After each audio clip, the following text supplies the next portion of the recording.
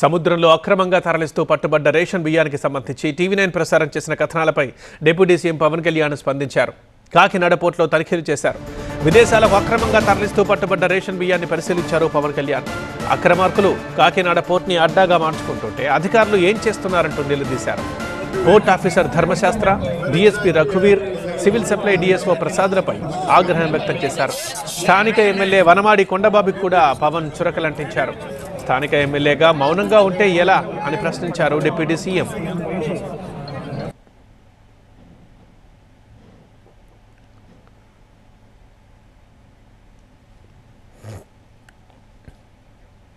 కాకినాడ పోర్టులో అక్రమాలకు మాజీ ఎమ్మెల్యే ద్వారంపూడి చంద్రశేఖర్ కారణమంటున్న ఎమ్మెల్యే కొండబాబుతో మా స్పెషల్ కరెస్పాండెంట్ మరింత సమాచారం అందిస్తారు.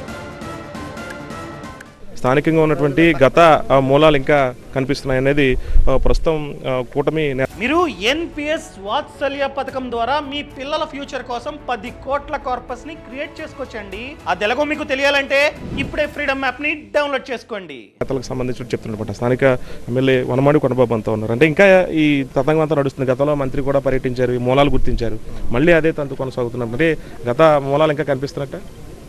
ఇప్పుడు మీకు అందరూ తెలుసు, కూటమి ప్రభుత్వం వచ్చిన తర్వాత ఏదైతే రేషన్ బియ్యం పక్కదారి పెట్టి రవాణా చేస్తున్నారో దీన్ని అరికట్టాలని చెప్పేసి పెద్ద ఎత్తున ప్రయత్నం చేయడం జరిగింది.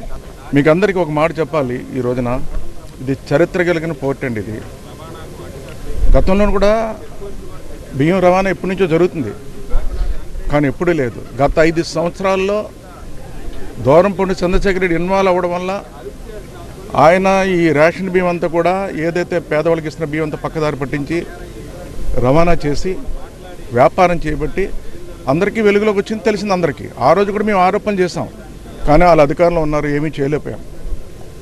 ఈరోజు అధికారంలోకి వచ్చిందో అరికట్టాలని చెప్పి పెద్ద ఎత్తున ప్రయత్నం చేస్తున్నాం. ఈ రోజున ఈరోజు ఈ కాకినాడ పోర్టుకి చెడ్డ పేరు తీసుకురావడానికి ద్వారంపూడి చంద్రశేఖర్ రెడ్డి ఈరోజు కారణం. ఈరోజు అందరూ సఫర్ అవుతున్నారు. నిజంగా వ్యాపారం చేసే వాళ్ళు కూడా సఫర్ అయ్యే పరిస్థితి వచ్చింది ఈ రోజున తన వల్ల. అధికార కూటమి ఉన్నప్పటికీ ఇంకా పాత మూలాలు కొనసాగుతున్నాయి. మాజీ ఎమ్మెల్యేలు హస్తం ఉందంటారా? ఈరోజు తెలంగాణ నుంచి గతం నుంచి కూడా తెస్తున్నారనేది మనం అందరూ ఎప్పుడు చెప్తూనే ఉన్నాం, మేము గతంలో కూడా చెప్పాం. ఈరోజు అది రావడానికి కారణం ఎవరు తీసుకొచ్చారు, ఇవన్నీ బయటకు వస్తాయి. ఈ రోజున అన్నీ బయటకు వస్తాయి కదా. అది అక్కడి నుంచి ఎవరు పంపించారు, ఇక్కడ ఎవరు రిసీవ్ చేసుకున్నారు, ఎవరు తీసుకొచ్చారు, ఎవరు ఇది లోడింగ్ చేస్తున్నారు, ఏ కంపెనీ ద్వారా వెళ్తుంది అంటే మూలాలు అన్నీ దొరికేస్తాయి. ఈజీ ఇది. దీని మీ ప్రత్యేక దృష్టి పెడతారు, ఎందుకంటే మీ పరిధి కాబట్టి ప్రత్యేక దృష్టి ఉంటుంది. తప్పనిసరిగా ప్రత్యేక దృష్టి ఆల్రెడీ పెట్టినప్పుడు కూడా జరుగుతున్నాయి కదా. దానికోసం కదా ఈరోజు ఈ ప్రయత్నం అంతా కూడా.